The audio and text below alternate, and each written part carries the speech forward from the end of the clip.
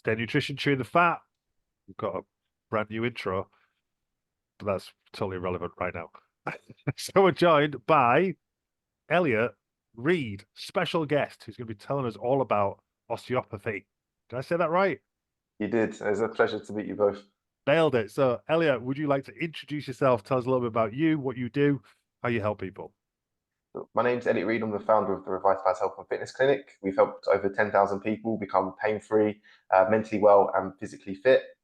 Ultimately, we take a bit of time to understand exactly what our individual patients' goals are, and we help them to get there, whether that's overcoming pain, lifestyle issues. Like I said to you, James and Joe, quite a lot of crossover in our work. So can you give us an idiot's guide or idiot's description of what osteopathy is, or kind of what you do and how you help people? Yeah, so osteopathy is actually a philosophy, so we can view it as a way of thinking about health or a way of thinking about the individuals in front of us. So ultimately, we're pain clinicians. We help people to become pain-free. However, our philosophy is based on founding principles. So one which is probably the most important is that the individual is a union of mind, body, and spirit.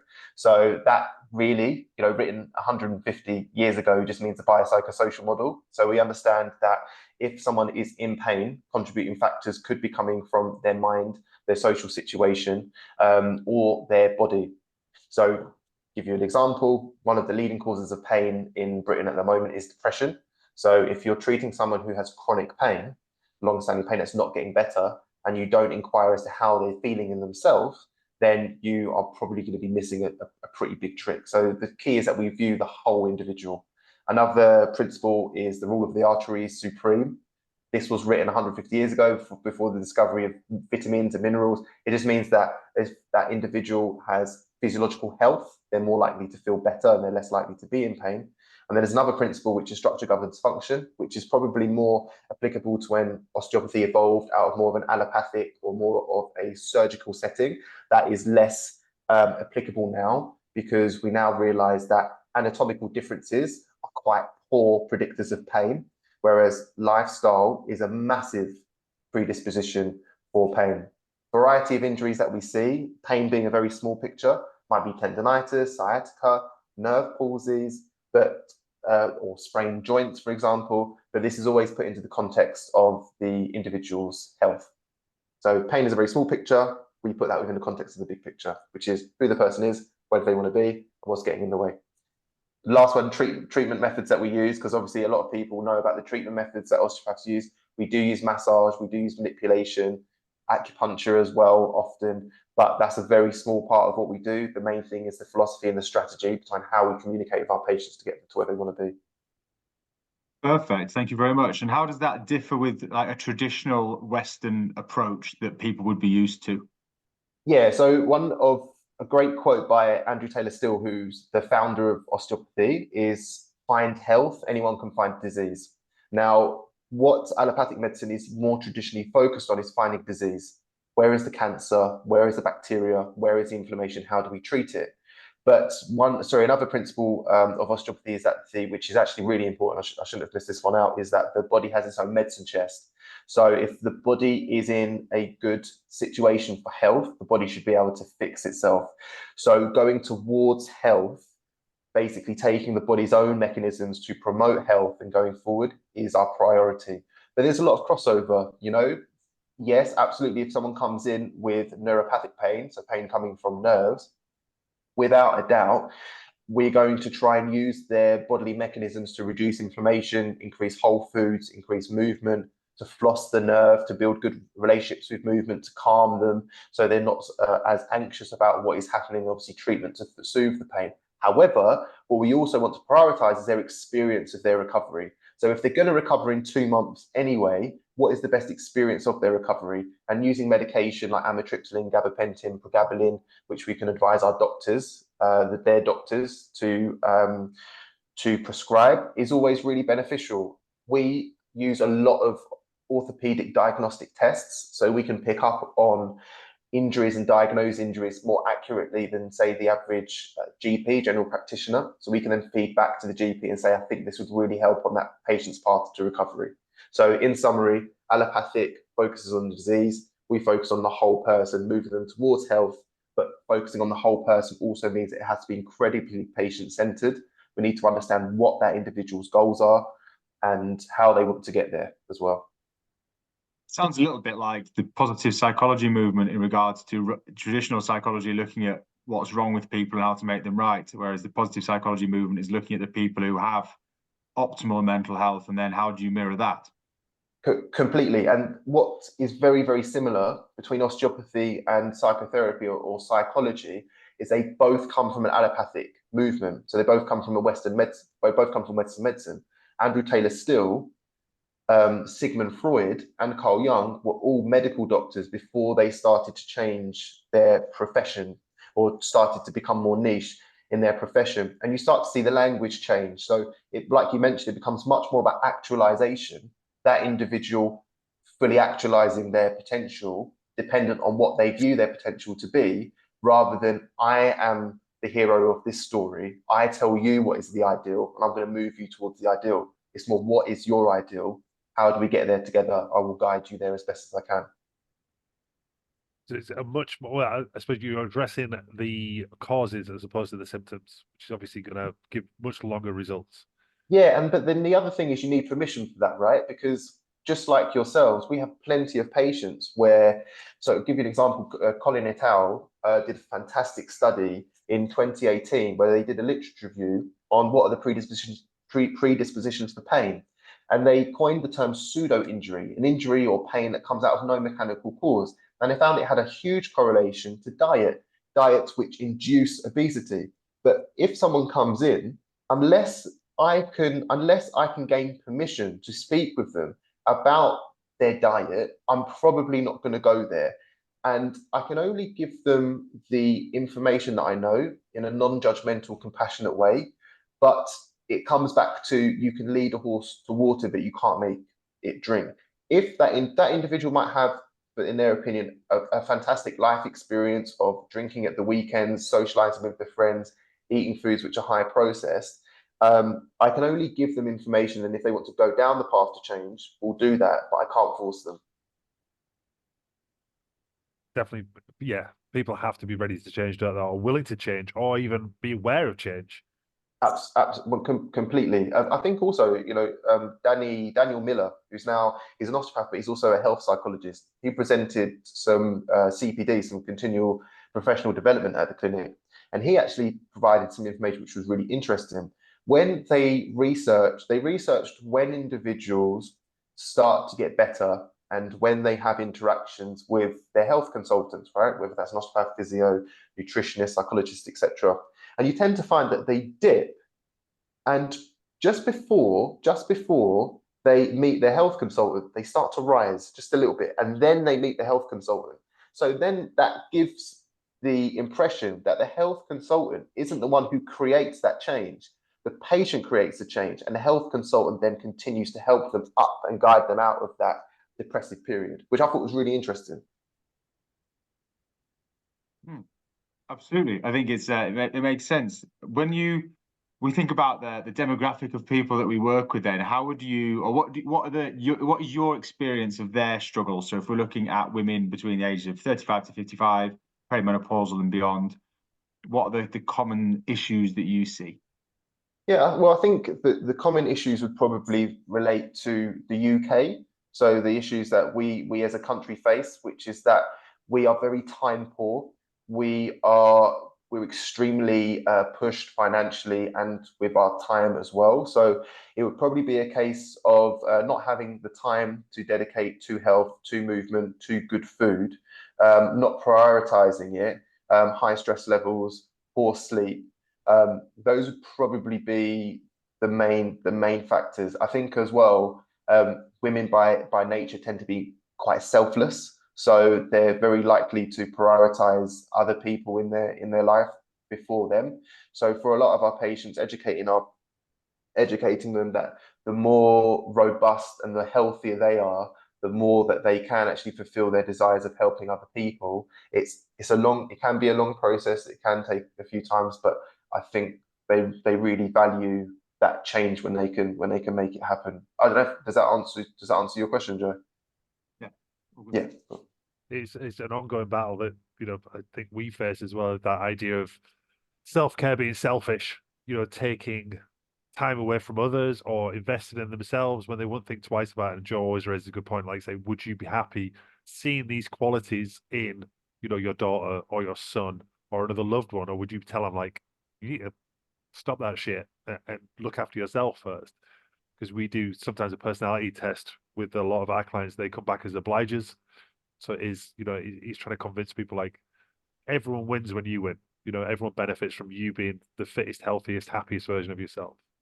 And I think that's such a nice tool, you know, of being able to essentially take a bird's eye perspective of yourself by transferring your attention to someone else or your own internal chatter. Would you talk to someone else like that? Do you think that's appropriate for someone that you love to act or speak like that? And I think it's a real nice way to bring it back to that individual, a little bit of sense, a little bit of focus.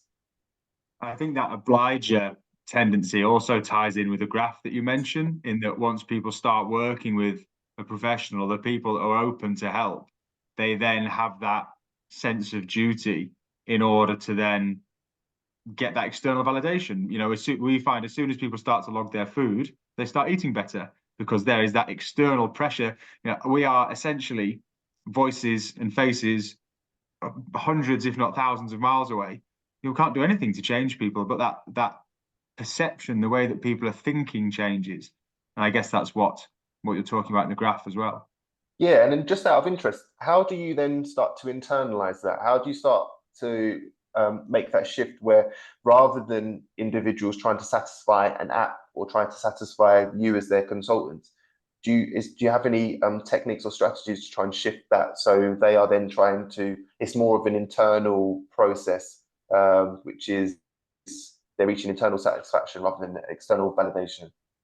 Yeah, absolutely. I think to have full transparency as well, when we first started, we branded ourselves as accountability coaches because it was the idea of when you are accountable to a coach who knows what they're doing, we can teach you the skills that you need.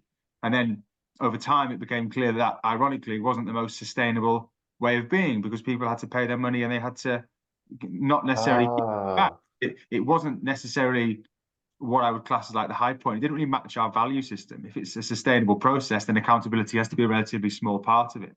how So interesting. so the way that we approach it now is trying to change the way that people process thought. And I think that one of the key obstacles that I see in the fat loss industry is they focus very much. When you spoke about it earlier, made me think of it. Is people focus on the physical side of things, what all the things that you can track, all those different data points with regards to how much do you sleep, how much are you eating, what the calories, how many calories you're burning, how many steps you're doing, all those pieces. But what underlies that is the way that you think.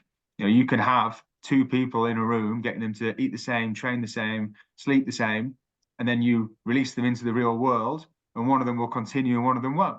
Well, why is that? Because you haven't addressed the underlying causes behind why they're doing those pieces. And then I appreciate this is a podcast about you, but I'm just going to treat myself No, no, I like this. another 60 seconds is that people don't have that people play fat loss whack-a-mole. Oh, you're tired, here's a sleep protocol. Oh, you're stressed, do some meditation. But actually, once you understand that your actions are rooted in thought, and obviously that takes a certain level of awareness to apply it across different areas. But over the course, so there's a lady who I'm working with now who is towards the end of her 6-month process, and she's a very astute lady. So she's taken on this faster than a lot of people would. So that's why we'd look at like a 6-month minimum with coaching. But she is now going through other more acute pressures in her life and is applying the knowledge with a little bit of guidance. But it's at that point now where she can see how this will apply to different areas of her life. And I think now, 100%. you know, we've done this for a long time, and it's only the last 18 months where I've gotten to a point where I think, you know, we are really delivering on the sustainable promise. And that's just how long it's. I'm sure there are Yeah. other coaches who picked it up faster. There's an awful lot of coaches who don't deal with any of this stuff, and so I think it's so difficult to, because you go through so much training to be that specialist in the room, and you have to then, I think, groove the specialism so much to the point where you can just become a human being in the room and you can speak human to human. But the one thing that came to mind, when we speak to patients about diet and they're playing diet whack-a-mole in the context of their fitness or weight loss or health or pain. It gives them a lot of freedom and a lot of understanding when we say that these different dietary modalities are really just based on behavior modification. You doing intermittent fasting just means you have less time to eat the same number of calories, or you cutting one food group out means that statistically you're less likely to consume as many calories. And trying to prioritize something which is best for them and prioritizing health at the same time can be the biggest pillar for us when working with patients. But we'll bring it back to you now, Elliot. Joe, that is monologue. Ollie kidding, Joe. So when should someone see an osteopath over, say, like a chiropractor or a physiotherapist or a general practitioner? When would they be the kind of the key times to go, right, I need to see an osteo? When you're in pain, or if you want to improve your physical function, or even if you want to improve your attitude towards pain and your physical function. So we see a lot of patients who have really crippling levels of health anxiety, where they're essentially scared of their bodies. They're scared of what might happen to their bodies, they're scared of this information which is coming to their bodies. But also, you just want to make sure that the osteopath that you see is really patient-centered, and you'll be able to see that they're patient-centered, which is when they give you the most space in the room. So rather than them telling you what you should be doing, they guide you, and they guide you based on the information that they're giving you. They empower you with information, and then they ask you, what would you prefer to do today? Which direction did you want to go into? So patient-centered, evidence-based, these are terms I would look for. One issue that I have seen with more evidence-based practitioners is sometimes they do lose the humanity in the conversation. So rather than it being patient-centered and asking what the patient wants to do, sometimes they can say, no, this is the ideal protocol for this injury, so therefore we're going to do it. So it's a real fine balance. But yeah, just to summarize, see an osteopath when you're in pain, when you're struggling, even if you have concerns about your health. We study for 4 years. We have we have a very good understanding of pain, very good understanding of mechanics, a very good understanding of pain psychology by the time that we graduate. But then we're also, because we're primary care practitioners, we can also understand you navigating your general health. So the interactions between medication, the interaction between yourself and your surgeon, yourself and other pain clinicians as well. So we're pretty well placed to help you if you're in pain or if you just have any general physical complaints. I've got a question about the psychology of pain, if that's okay, because one of the pieces that has come up for me kind of 2 or 3 times in the past week with different people at different ages, different lengths, time spans of pain, but people who are in the process of trying to fix their pain on a physical level. So people who are either booked into seeing physios or currently working with physios, or people who are having physical pain for the back of perimenopausal symptoms. So ultimately, they are having fleeting or delayed success with regards to managing their pain. How do you help those people from a psychology standpoint? And what would you do there? So the first thing, once again, is to inform. So the best way to look at pain is as a defense mechanism. That's essentially what it is. There is very, very little anatomical correlation to pain. So for example, did a study, asked 100 radiologists, gave them 1,000 MRIs. Can you please predict who's in pain and who's not? And they could do so to 0 correlation. Pain is a defense mechanism. It kicks in to defend you, not necessarily after you've actually hurt yourself. So then how do we look at pain as a defense mechanism? Well, when individuals have chronic pain, that's their nervous system trying a little bit too hard to protect them.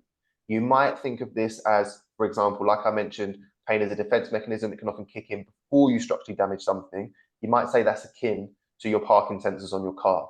Parking sensors are great because they stop you damaging your car. But what if your parking sensors kick in when you're 10 meters away from something? You're not really going to get anywhere quick. So what we actually want to do then is we want to try and calm down that defense mechanism. Now we can do that with desensitization. We can treat. We can improve mind-body connection. That's with self-mobilizations, where they're creating a novel experience of movement. For example, it's painful for me to flex my right hip. Okay, what about if you sit down and touch your toes? Oh, no, I can do that fine. So you can see how this defense mechanism is now very specific to certain maps of movement and not others. We can use those maps of movement to create new maps of movement which override the others. But then also what we want to do is build capacity. Building capacity would be the equivalent of, imagine once again, if we use another defense mechanism, fear. Imagine you're walking down a dark alley and you see a hooded figure ahead of you. How am I going to make you less afraid of that individual? Now, I could either turn the light on, or shine light. You realize it's just a small child. That could be information, informing you, enlightening you. I could make the threat smaller. That could be desensitization, or I can make you 3 times bigger, and now you're definitely not scared. And that is you building your own capacity of strength and robustness, your ability to overcome the physical situations that used to cause you pain and now no longer do cause you pain. Now, that's a very basic way of looking at it. A nice technique or nice framework that we use at the clinic is also acceptance commitment therapy. So that's a really nice way where someone can now become the observer of their pain. It's the equivalent of, rather than being in a burning building, you're taking that individual 100 meters away from the burning building and looking at it from afar. So research has shown that those individuals who are able to do that, it's also akin to psychological flexibility, are far less, they can experience exactly the same level of pain. However, it doesn't stop them as much. Pain is then, it's an accompanying sensation. It's almost like having a bad friend, or it's like having using Winston Churchill's term, a big black dog, where rather than, it's not on your back anymore, it's just walking with you side by side. You're aware of it, but it's not overcoming you.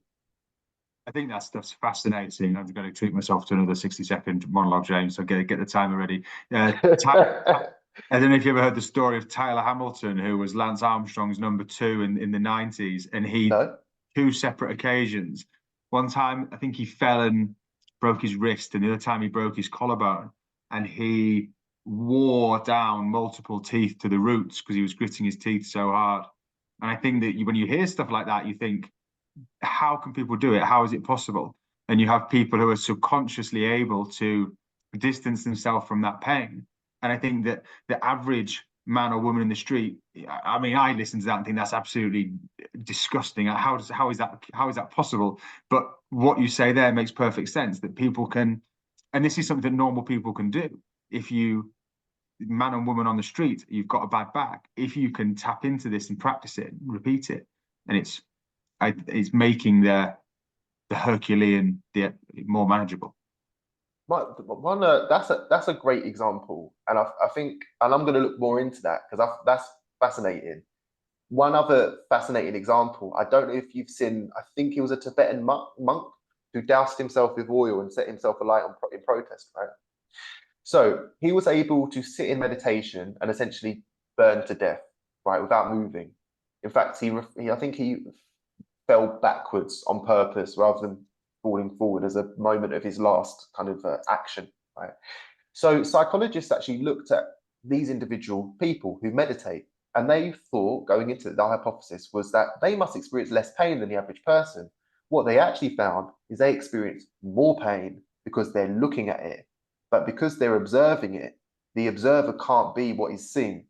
The camera can't be the image. You have 2 different things going on there. So because then you have a void between them, the observer is observing the pain. The observer can't be corrupted or affected by the pain. And I'm sure, you know, that, what did you say his name was? Tyler Hamilton. So he's Hamilton. Yeah. I'll send you a link to the book. Please. It's an interesting listen, yeah. But I'm sure he was with it. He was observing it. He might have tried to put it to the back of his head, realized it became even stronger. He's got no option but to treat pain as his companion and keep going. Now, this is, I would like the vast majority of our patients don't have to do this because their pain is just like most instances of pain. It's amendable. It's a journey that ends. There are, however, some patients who are just incredibly admirable people. They're fantastic human beings who, despite being given this hand to play it as best as they can. They play this poor hand as best as they can. They're in pain constantly, and they live incredibly fulfilling lives, and that they're inspiring to us. What are some of the, I suppose, main causes of pain that you see? Is it physiological or is it more of the psychological stuff? Like I'm familiar with like the body keeps the score or holds the score. Yeah, Is a lot of it past trauma or well, it's both, you know, because we as human beings, we experience everything through the mind.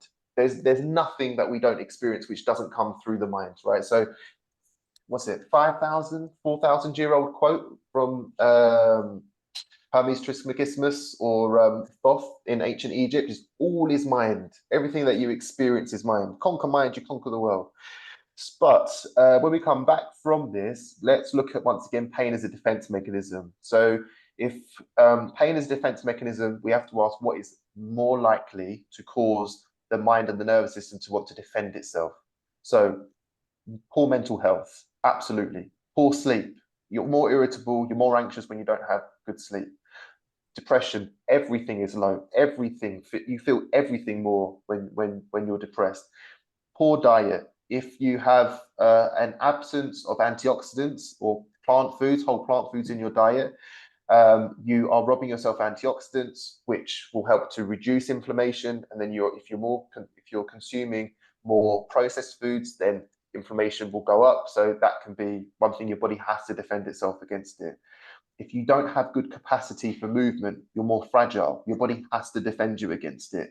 But the other thing would be for a lot of individuals, you know, training this time of year because it's January and individuals training for the London Marathon at the moment, an introduction of too sudden an increase in load can also be a predisposition for injury. If you go for a long car journey, you're not used to it, you can be more likely to experience pain. If you start training at the gym too hard without doing some good foundations, more likely to experience pain. So these are some of the most common ones that we see. But it's also really, really important that people realize that sometimes you just get unlucky. Sometimes you're doing everything right and you might load something just right, or it's just a bad day. Your nervous system kicks in to try and defend you and you experience pain. And the most important question is not necessarily how you got here, it's how you get out of the situation.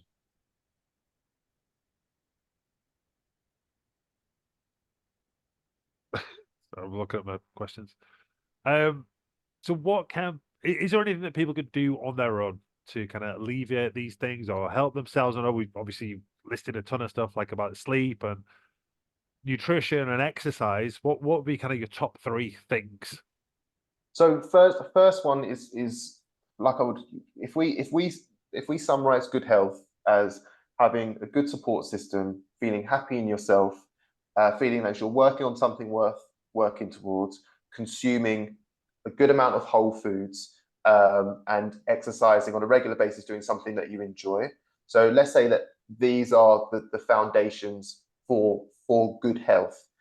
And I would say that just writing down all of these things, or writing down mind, physical capacity, diet, sleep, social life, and just writing down rating each one out of 10, and anything which is below a 5, asking what could increase that to an 8 or 7 or an 8, and then making movements towards that.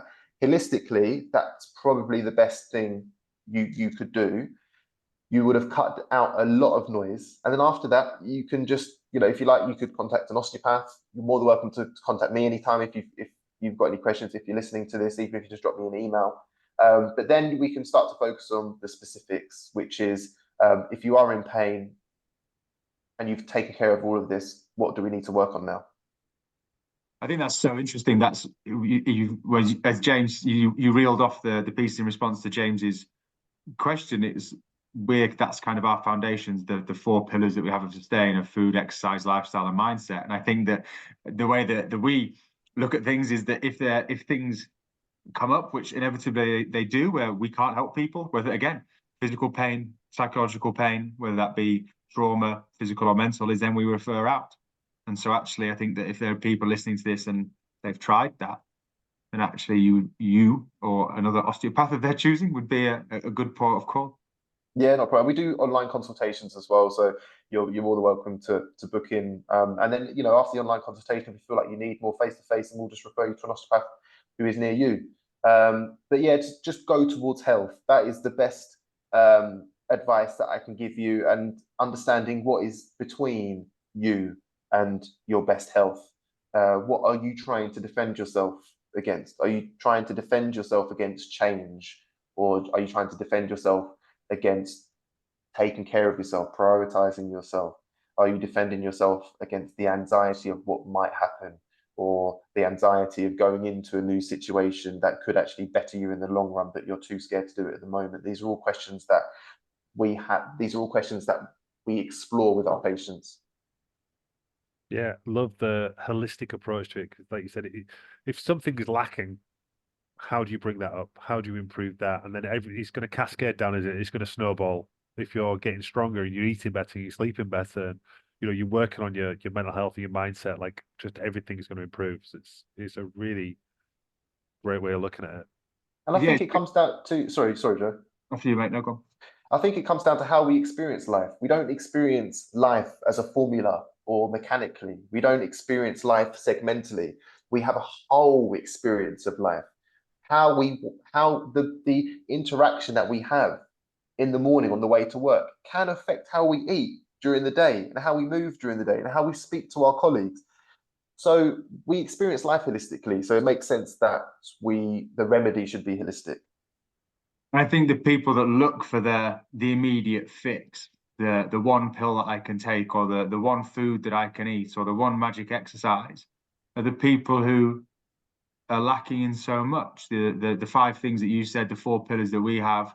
It's I guess I don't know. I'd be interested to get your thoughts. Is that a byproduct of modern society? Is that human nature? Yeah, well, I think that because of the foundations of medicine are so mechanical and cause and effect, it changes and it's had an effect on how we view the body. So, for example, and we have this quite a bit, people come in and they're like, "Can you fix this for me, please?" And they've been in pain for like 10 years. And that would make sense if you were a car. If you're a car, I would take one bit out, I'd add one bit in. That's a mechanical solution, right? But the fact that we share about 70% of our DNA with trees indicates that we should probably be nurturing you rather than trying to fix you. We should probably try and grow new tissue and change the wiring that's going on, change your experience of what's going on. So taking a mechanical perspective and making it much more of an organic, holistic perspective, I think is a really important thing to do. And to be honest, I think that if more people had this approach to their life, they'd probably be happier. Because we even have, like you mentioned, a pill for an ill, but there could also be a car or a house to make you happy. It could be, I need to look this way to be happy. We have a very, very mechanical, formulaic view of the solution when our experience of life is anything but that. Yeah, and I think people, they externalize the solution and they externalize the process. So I've got to be accountable. Well, that's not going to work either. They're just the same as the outside world isn't going to fix your problems, or the one pill is not going to undo all the contributing factors that have led to this ailment that you're struggling with, whether that be pain or, well, yeah, I guess it's all pain, isn't it? That whether that be being overweight is a pain, is an inconvenience. Being unhappy is a pain. I guess it's such a broad topic, isn't it? I think that we're so used to. When you talk of pain, I think physical pain, and then actually the contributing factors are so broad. That I think is such a good way of looking at it. That it is all pain. If you've got, for example, great patient who we helped massively. His hip pain started. No mechanical onset, but his wife had just been diagnosed with terminal cancer, and that's when his hip pain started. So that grief is pain. The hip is pain.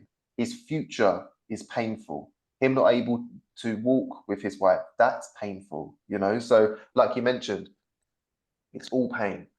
How do we turn this chaos into order? How do we find a solution when the future seems so dim? Well, yes. And on that bright note, But yeah, I'm not claiming that me and Joe are osteos because we've done zero training. We share a similar approach, I suppose. We've accidentally fallen into a very similar approach of, okay, let's not just change what you're eating for the short term. Let's just say, right, take all your carbs out, like you said, or start skipping breakfast. It's like, let's look at why you're eating. And if you're constantly eating, you're comfort eating because you're really, really sad or really upset, or, you know, we're not treating depression, but then let's work on your mindset. Let's get you a little bit happier. And, you know, it's like, as Joe said, it's one of our 4 pillars is the setup for success. What have we got control of? What can we be proactive that's going to help you make better decisions? Well, we're going to look at your sleep. We're going to look at how you manage stress. It's, yeah, for the long-term results, it's that. And I think the reason why there is so many commonalities is because there's an underlying truth to what we're doing right now. If we go back in time to 100 years ago, the most common reasons why you would enter the NHS, also 70 years ago, the most common reasons why you would see your doctor is because you would have had chemical poisoning, you would have fallen from a great height, you would have had a workplace accident. All these things need immediate attention, and the power massively has to be in the hands of the medical practitioner. Now, however, most of us are going to be passing prematurely or struggling with our health because of what we have done to ourselves and the interaction between our environment and our bodies. And that needs a completely different philosophy and a completely different approach. And I think the reason why there are commonalities is because there is a common truth to that approach. Right then, Elliot, $1 million question, maybe $1 billion question. Tomorrow you're going to be Prime Minister of the UK. What's the first change that you make? So the first change, this is a big question. Okay. A lot of people aren't going to like what I'm going to say, but that's okay. Oh, now I'm interested. First thing I would do is increase tax. I would make sure that there is more money going into the hands and the situation of the organizations which educate people. I would make it illegal for people to own multiple homes. I don't think homes should be commoditized, just like I don't think food should be commoditized, right? In schools, I would educate very early on the importance of movement, the importance of eating whole foods, the importance of building a high quality relationship with yourself, understanding that the world is a mirror. What you put out is what you receive. If you judge, if you harm, you will receive it by judging and harming yourself. So that's one of the first things I would do. What else would I do? Tax, diet, exercise. I think that could do a lot. I'll leave it there. Very good answer. That's a big changes. But yeah, education is such a big part of it, and you know we're probably like definitely second, maybe third generation of people who can't cook, you know, because they're so used to convenience. And I get it, and even going back to what you said about a pill for an ill, like I understand why that's attractive. Is like if I take this Valium, then I'm good, you know, or you know I've spoken to people like, oh no, I'm not good. Doctor's going to increase my Valium. Hopefully that'll fix it. Like that's not going to fix it. Like you know, people must get bored of us saying this. Like, can you get better sleep? Can you get outside? Can you do some activity? You know, can you just clean up your diet a little bit? Nothing crazy. Like that's going to have more positive impact. But as a nation, we can't be trusted to do that. And I'm gonna treat myself to a little monologue now, Joe. You'll see PTs posting going like, "Oh, when was the government saying us that we need to exercise or do this and blah blah?" Or doctors, imagine a doctor giving you a meal plan. Like you can't be trusted to do it. You know, the government do say like eat less, move more, 5 a day, all these things, and people ignore it. So it's almost like a blanket, like, I'll just give you this insulin. Like I can't trust you to go off, start resistance training and, you know, get outside and get sunlight and get moving and eat better. So I'm just going to take this because I know that you could do this once a day or, you know, twice a week or whatever it is. But there's just no long term to that. Again, it's not fixing the cause, it's just fixing the symptoms, which is it's going to keep on occurring. The same thing happens with drinking and smoking, right? You can't drink until a certain age. You can't smoke in certain situations because, once again, like you said, the government we can't be trusted with them. The other thing that I would bring into that in terms of taxing is I would make sure that each cigarette is taxed enough to pay for the remedy of that person when they get cancer. I would tax fast food chains enough so that the amount of tax that comes from that can remedy the heart disease and the strokes that are resultant from that. Same with chocolate and things like that. And then I would change the subsidization. So rather than, for example, rather than meat and dairy being subsidized, I've moved that subsidization to plants and vegetables, just because I think that a lot of people complain that they want to eat healthier, but they see how expensive it is. And although I think that expense is placed on the calorie rather than nutrition. So they're viewing calories as being expensive with whole foods, not nutrition. I do understand what they're saying. So yeah. And sadly, Elliot, your premiership will make Liz Truss's look like a million years with those sorts of policies. And that's the sad thing, isn't it? With the Jamie Oliver situation of him going into schools and parents passing fish and chips through the school gates.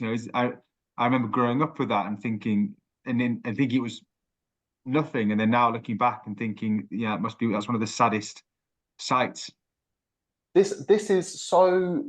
I love reading philosophy and theology, right? And when you look at the oldest religious and philosophical books, thousands of years old, they are exploring the issue that we have as human beings, which is that we are observant of everything. We are aware of ourselves and our environment. But at the same time, we have these deep, primitive urges to consume, for lust, to acquire, to cheat, our greed. All of these things are in balance with the fact that we can also observe ourselves doing it. And that's where you get a lot of the original prophets and the theologians and the philosophers who are inquiring, how do we balance this? How do we actualize? How do we become fully human when we are the first primates to be so observant of how destructive our behavior is? Do we justify our destruction? Or do we try and come up with a utopia or a more utopian way of dealing with it? But you see that even when there are movements to try and control or enlighten ourselves, or to try and dampen the effects of our primitive behavior, primitivity even comes into those systems. So it's that is our dichotomy. That is our trial. That are our trials and tribulations as human beings. How do we balance the two? And it's either going to make us or it's going to break us. So we'll see what happens. On that note. What a finale, Elliot! I can't wait for episode 2. Like Oppenheimer. Thank you so much for joining us, mate. Yeah, you've left us with a real belter there. It's been my pleasure. If people want to get in touch with you or find out more about you, how do they go about that, mate? You can find me on Instagram at Elliot John Reid, LLTTJOHNREID. You can contact the clinic at www.revitalizeclinic.co.uk. That's Revitalize spelled with a Z-E. And you can book a free consultation with me if you like. But I really like talking. I really like deep discussions. So, if any point in time you wanted to reach out to, if there's other individuals who have podcasts or who like to do Instagram live streams, or just want to have a little bit of a chat, then just drop me a message on Instagram anytime. Brilliant. Thank you so much for joining us, mate. Thank you for your time. My pleasure. Thank you so much.